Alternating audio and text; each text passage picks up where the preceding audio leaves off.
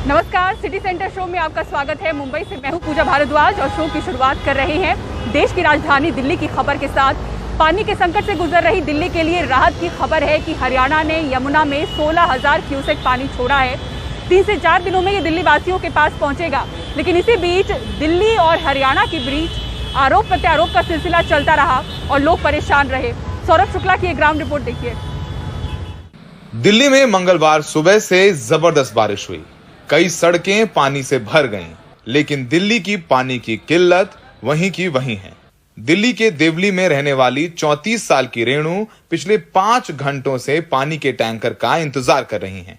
15 दिन से यही हाल है। हर रोज पैसे देकर प्राइवेट टैंकर से पानी खरीदना पड़ता है। बोतल आती है, रोज लेते हैं पानी। तो बारिश का पानी लोगों ने इकट्ठा किया है। बारिश का पानी टब में, बाल्टी में बारिश का पानी कर करके लोगों ने टॉयलेट बाथरूम ये सब गए हैं। 15,000 के आते हैं, हम लोग वही डलवाते हैं। महीने में 2-2, 3-3। हर रोज पानी जो आप टैंकर से खरीदती हैं वो कितने रुपए का पड़ता है आपको? हाँ, 1,000 रुपए का आता है हमारा। 15 दिन चले, 10 दिन चले, ऐसे चलता है। रोज का 100 रुपए पानी का खर्च होता है। हम बच्चों की फीस नहीं भर पाते, लेकिन पानी हमें लेना पड़ेगा, हमारी मजबूरी है। दिल्ली सरकार का आरोप है कि ये हाल इसलिए हुआ है कि हरियाणा ने यमुना में पानी नहीं छोड़ा। दिल्ली के सभी वाटर ट्रीटमेंट प्लांट आधी से भी कम क्षमता में काम कर रहे हैं। वजीराबाद बैराज पर पानी 674.5 फुट होना चाहिए, लेकिन ये घटकर 667 फुट रह गया है। चंद्रावल वाटर ट्रीटमेंट प्लांट में 90 mgd की जगह 55 mgd वाटर ट्रीटमेंट हो रहा है। ओखला प्लांट में ये प्रक्रिया 20 mgd से घटकर 12 mgd रह गई है। हमारा लेजिटिमेट वाटर शेयर जो हरियाणा ने रोक रखा था, वो हरियाणा ने दिल्ली सरकार द्वारा सुप्रीम कोर्ट में याचिका दायर करने के बाद छोड़ दिया है। वो दिल्ली की ओर आ रहा है। मैं आपको बता दूं, 16,000 क्यूसेक पानी हथनी कुंड पे हरियाणा सरकार ने छोड़ दिया है और अब वो अगले 3 से 4 दिन में दिल्ली पहुंच जाएगा। मंगलवार को हरियाणा सरकार ने यमुना में पानी छोड़ा है। 16,000 क्यूसेक ये पानी जब दिल्ली पहुंचेगा तो उम्मीद है कि समस्या हल होगी। लेकिन इस बीच हरियाणा के गृह मंत्री ने दिल्ली के मुख्यमंत्री पर सीधे झूठ बोलने का आरोप लगाया है। केजरीवाल ने झूठ बोलने की पीएचडी कर रखी है। कोरोना काल में आवश्यकता से कहीं ज्यादा ऑक्सीजन प्राप्त कर ली और अब पानी के लिए, जिसमें कि हमने बिल्कुल भी कटौती नहीं की है, हरियाणा के ऊपर बेबुनियाद आरोप लगा रहे हैं। दिल्ली सरकार पानी के मुद्दे को लेकर सुप्रीम कोर्ट में भी पहुंची है। पानी बरसात हुआ ही है आज, तो यहाँ पर वो पानी लोगों ने इकट्ठा किया है, उसका इस्तेमाल कर रहे हैं। तो सोचिए सरकार की ये कितनी बड़ी नाकामी है। चाहे वो हरियाणा सरकार पर आप ब्लेम करें या दिल्ली सरकार कहे कि हमें पानी नहीं मिल रहा है, हरियाणा सरकार दिल्ली सरकार को कहे, लेकिन इस तमाम राजनीतिक खेल में नुकसान किसका है? नुकसान इन आम लोगों का है जो पानी खरीद कर इस्तेमाल कर रहे हैं, वो भी ऐसे दौर में जब लोगों के पास नौकरियां नहीं हैं, सैलरीज कट हो रही हैं और ये संकट भी इनके सामने है। और जो हकीकत है वो यही है कि खाली टंकियां और खाली बाल्टी लिए महिलाएं घंटों इंतजार करती हैं कि उनको एक बाल्टी पानी मिल जाए। सहयोगी शशिकांत झा के साथ सौरभ शुक्ला, एनडीटीवी इंडिया। उत्तराखंड सरकार ने कांवड़ यात्रा रद्द कर दी है। कोरोना के फैलाव की आशंका के बीच एहतियातन ये कदम उठाया गया है। हाल ही में आपने भी देखा था कि उत्तराखंड से किस तरह से पर्यटकों की भारी तादाद की जो तस्वीरें हैं वो काफ़ी वायरल हुई थी। कोविड नियमों की अवहेलना के कई मामले सामने आए थे। उसके बाद अब ये कांवड़ यात्रा रद्द करने का फैसला लिया गया है। इस पर और जानकारी दे रहे हैं हमारे सहयोगी शरद शर्मा। उत्तराखंड सरकार ने इस साल भी कांवड़ यात्रा रद्द कर दी है। उत्तराखंड के मुख्यमंत्री पुष्कर सिंह धामी ने आला अधिकारियों के साथ मंगलवार शाम को एक अहम बैठक की। इसमें एक्सपर्ट्स की जो राय है वो भी रखी गई और करीब 2.5 घंटे की बैठक के बाद ये फैसला किया गया कि लोगों की जान ज़्यादा कीमती है और मौजूदा हालात में हरिद्वार को कोरोना का केंद्र नहीं बनने दिया जा सकता। इसलिए इस साल भी पिछले साल की तरह, जैसे पिछले साल रद्द की गई थी कांवड़ यात्रा, इस साल भी कांवड़ यात्रा रद्द की जाती है। तो अब ये सवाल उठ रहा है कि अब जब उत्तराखंड मना कर चुका है कि वो अपने यहाँ कांवड़ यात्रा नहीं करेगा, तो फिर उत्तर प्रदेश क्या करेगा? और क्या ये कहा जाएगा कि जो उत्तर प्रदेश है वो अपने गढ़मुक्तेश्वर में जहां से गंगा जी निकलती हैं वहां पर इसका आयोजन कर सकता है। लेकिन इसमें बात एक ये है कि वहां पर जैसे हरिद्वार में इंतज़ाम है या ऋषिकेश के इंतज़ाम है, गढ़मुक्तेश्वर में वैसे इंतज़ाम उतने बड़े स्तर पर इंतज़ाम नहीं है। ये बताना ज़रूरी है कि दिल्ली, हरियाणा और उत्तर प्रदेश यहाँ से बहुत बड़ी संख्या में श्रद्धालु कांवड़िया उत्तराखंड जाते हैं, हरिद्वार जाते हैं और वहीं से गंगा जी का जल लेकर अपने यहाँ आते हैं, अपने पास के जो मंदिर होते हैं वहाँ शिवलिंग जो होते हैं वहाँ पर चढ़ाते हैं। तो ये दिल्ली, हरियाणा और यूपी के जो श्रद्धालु होंगे, कांवड़िए होंगे, अगर वो कांवड़ यात्रा इस साल करते हैं तो वो जल कहाँ से लेंगे? क्या बॉर्डर जो है इनके लिए बंद कर दिया जाएगा? ये सवाल भी पूछा गया था पुष्कर सिंह धामी से, तो उन्होंने अपील की कि कोरोना को ध्यान में रखते हुए ही सब जो हैं वो कदम उठाएं। तो अब जब आगे यूपी अगर इस कदम पर आगे बढ़ता है, अपनी यात्रा को आगे करवाता है, तब देखना होगा कि ये जो यात्रा है, कांवड़ यात्रा है, वो किस तरह से चलती है। उत्तर प्रदेश के पंचायत चुनाव के प्रचार में एक हिस्ट्री शीटर नेता के खिलाफ भोजपुरी गाना गाने वाले 19 साल के गायक पीयूष प्रेमी पर हमला हो गया है। गायक का आरोप है कि नेता ने गाने का जवाब गाने से न देकर लाठी डंडों से दिया। उसका आरोप है कि उसे अगवा कर उसे बेइंतहा पीटा गया, यहाँ तक कि उसके मुंह में बंदूक की नाल घुसा दी गई। बेहद गंभीर हालत में वो अस्पताल में भर्ती करवाया गया है।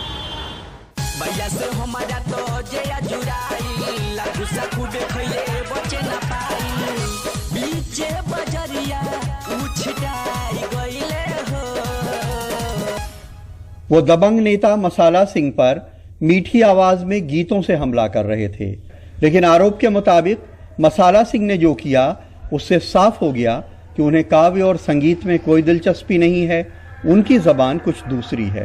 तो बढ़िया से मुंह बांध कर मुझको मारते ले गए। फिर रास्ते में अपने दोस्तों को कह रहे हैं कि डंडा तोड़ बता गया है। किस चीज से मारे आप लोग को? फरसा के बेट से, डंडा से, ट्यूबों के पाइप से, मुंह में बंदूक डाल दिया था। कह रहा था प्रशासन जो सहयोग करेगा तो तुमको काट देंगे। 19 साल का पीयूष प्रेमी बहुत गरीब घर का है, लेकिन अपने इलाके में छोटा मोटा सेलिब्रिटी है। भोजपुरी गाने ही उसकी रोजी का जरिया हैं। चुनाव में उसे सियासी लोगों के प्रचार के गानों से कुछ बेहतर काम मिल जाता है।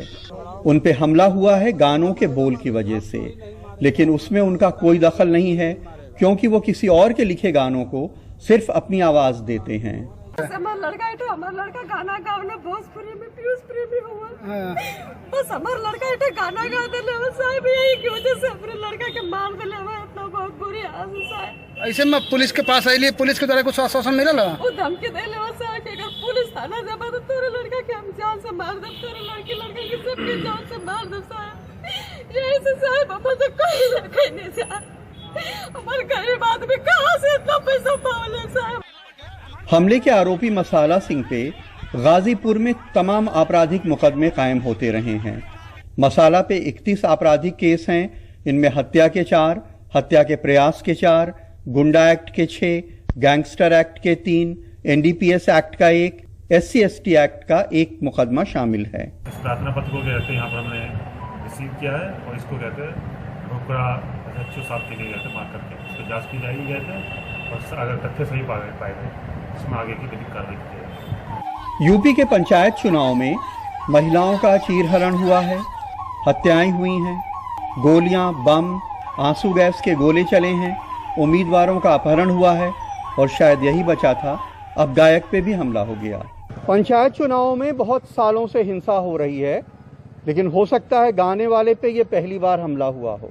लेकिन आम धारणा यही है कि पंचायत चुनावों से अगर हिंसा को खत्म करना है तो इस इनडायरेक्ट चुनाव को जनता से सीधे करवाना होगा। गाजीपुर में सुनील सिंह और लखनऊ में कैमरामैन राजेश गुप्ता के साथ कमाल खान, NDTV इंडिया। महाराष्ट्र प्रदेश कांग्रेस अध्यक्ष नाना पटोले ने खुद की ही सरकार पर जासूसी का आरोप लगाकर सनसनी फैला दी। एक बार फिर से लगा कि महाविकास अघाड़ी सरकार संकट में है, लेकिन एक दिन के बाद ही नाना पटोले अपने बयान से पलट गए और सारा दोष मीडिया पर मढ़ दिया। सुनील सिंह की रिपोर्ट देखिए। सनसनीखेज बयान देकर अपनी सरकार को कटघरे में खड़े करने वाले प्रदेश कांग्रेस अध्यक्ष नाना पटोले एक बार फिर पलटी मार गए। लोनावाला में पार्टी कार्यकर्ताओं को संबोधित करते हुए नाना ने बयान दिया था कि राज्य सरकार उनकी जासूसी कर रही है। महाराष्ट्र में कांग्रेस अच्छा कर रही है, ये उनको भी पता है। अभी मैं यहाँ खड़ा हूँ, उसकी भी रिपोर्ट सुबह 9 बजे मुख्यमंत्री और गृह मंत्री को जाती है। आरोप गंभीर था, लिहाजा सरकार की तरफ से एनसीपी ने सफाई दी। If he want that no police should protect him, अगर वो चाहते हैं कि पुलिस उनकी सुरक्षा ना करे और कांग्रेस के कार्यक्रम को कोई सुरक्षा ना मिले, तो वो सरकार से पूछ सकते हैं। होम डिपार्टमेंट जरूर फैसला लेगी। ये कोई नई बात नहीं है और ये कांग्रेस पार्टी के लिए नहीं, सबके लिए है। by the Home Department, it is not only for the Congress party, it is for all political parties. NCP अध्यक्ष शरद पवार ने तो नाना पटोले के बयान पर यह कहकर टिप्पणी करने से इनकार कर दिया कि वो छोटे आदमी हैं। उस पर क्या बोलूं? लगा कि मामला बिगड़ जाएगा। प्रदेश कांग्रेस दफ्तर में बड़े नेता इकट्ठे हुए और चर्चा की, लेकिन उनके निशाने पर सरकार या पवार नहीं बल्कि मीडिया थी। देखिए, जो स्टेटमेंट वो आप एमपीसीसी प्रेसिडेंट नाना पटोले जी की माउथ में डालना चाह रहे हैं, इसके बारे में वो खुद ही क्लैरिफिकेशन भी दिया है। And he has said to the extent that this vigilance is quite normal and it is a duty of the government. That he has very much clarified. मुख्यमंत्री आणि उपमुख्यमंत्री माझ्यावर लक्ष ठेवतात, अशा पद्धतीचं त्याला चढवून वळवून आपण जे दाखवलेलं होतं। मुख्यमंत्री और उपमुख्यमंत्री मेरे ऊपर नजर रखते हैं, ऐसा बड़ा चढ़ा के दिखाया गया है। हम महाविकास आघाड़ी सरकार का एक मत है। क्लिप निकाल के देखने की जो कोशिश की गई है उसका कोई संबंध नहीं है। दाखवण्याचा जो प्रयत्न झालेला आहे याचा काही संबंध येत नाही। खबर है कि महाराष्ट्र प्रदेश के कई बड़े और पुराने नेता नाना पटोले के बड़बोलेपन को पसंद नहीं करते, इसीलिए नाना को पार्टी के भीतर ही समर्थन नहीं मिला। चर्चा है कि नाना पटोले ने प्रदेश के कार्यकर्ताओं का मनोबल बढ़ाने के लिए इस तरह का बयान दिया, लेकिन सवाल है कि इस तरह के बयान और फिर उससे मुकर जाने के बाद कार्यकर्ताओं का मनोबल बढ़ेगा या फिर और कम होगा। मुंबई से कैमरामैन अशोक महाडिक के साथ सुनील सिंह, NDTV इंडिया के लिए। किस तरह से एक 7वीं फेल युवक ने लगाया लाखों का चूना। पूरी खबर एक ब्रेक के बाद, बने रहिए सिटी सेंटर शो के साथ।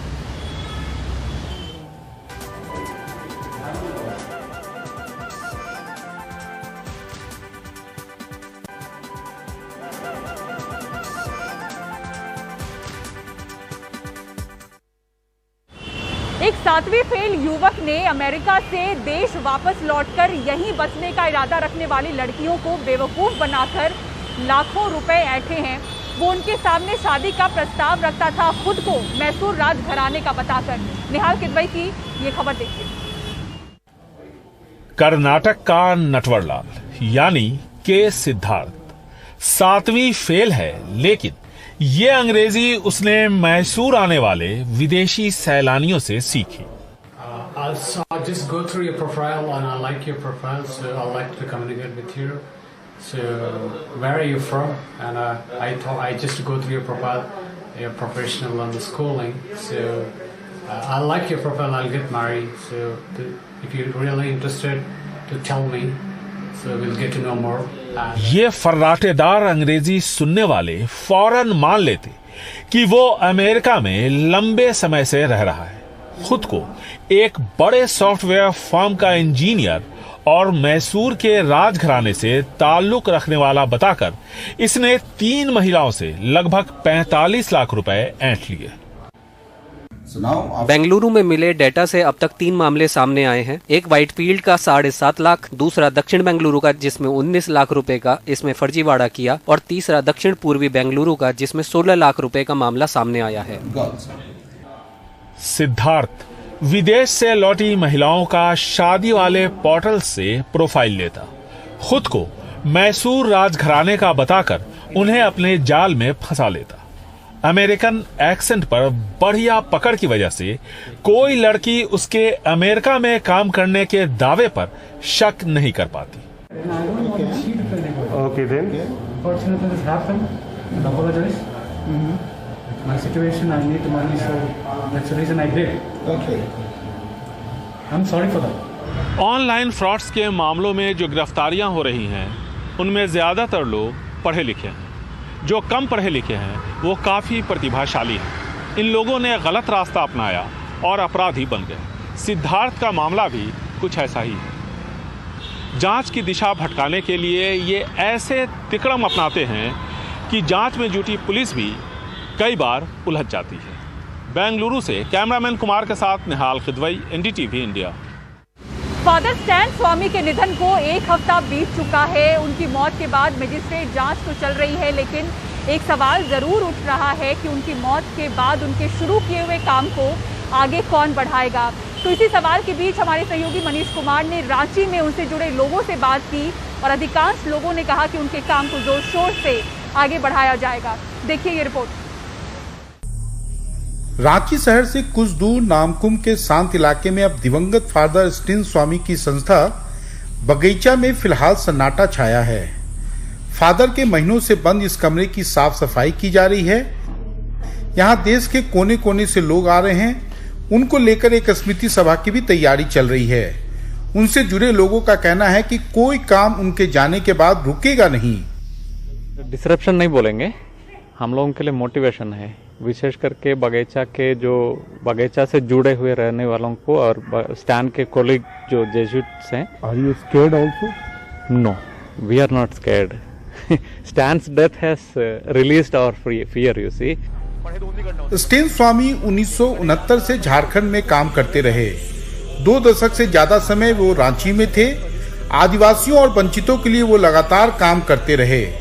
इस इलाके की ईसाई मिशनरी भी उनका अधूरा छूटा काम अब आगे बढ़ाने को कटिबद्ध है। हम गरीबों के लिए, आदिवासियों के लिए, दलितों के लिए उनका आवाज बनेंगे, उनके नाम पे बोलेंगे। वो अपना काम जारी ही रखेगा और जारी ही नहीं और जोर से आगे बढ़ाएगा। ये हम करेंगे तो हम सोचते हैं कि फादर स्टैन स्वामी का सम्मान होगा। झारखंड के सामाजिक संगठनों और उसके साथ काम करने वाले लोगों को भी अपने ये वयोवृद्ध सहयोगी याद है। वो मानते हैं कि फादर की याद के साथ जल जमीन जंगल का आंदोलन और मजबूत होगा। ये जो आप सवाल पूछ रहे हैं, अब क्या होगा, और ये जो संघर्ष है हमारा जारी रहेगा।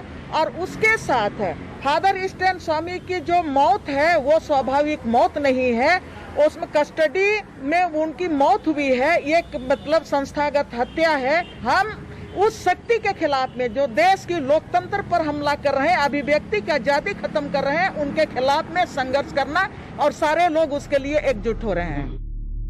झारखंड के मुख्यमंत्री हेमंत सोरेन ने भी उनकी मौत के हालात पर सवाल खड़े किए थे।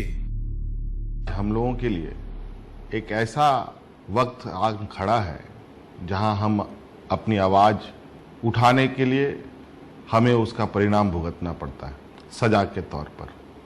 ये लोकतंत्र का एक अजूबा चेहरा हम देख रहे हैं और आज जिस तरीके से अनेकों समाज सेवी, गरीबों की आवाज बनने वाले लोग इसके शिकार हो रहे हैं। स्टैन स्वामी का जाना भारत के लोकतांत्रिक मूल्यों पर एक काले धब्बे जैसा है।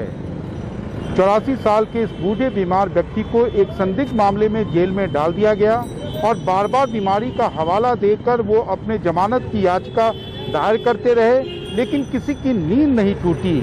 जांच एजेंसियों ने तो इसे झूठा तक करार दिया।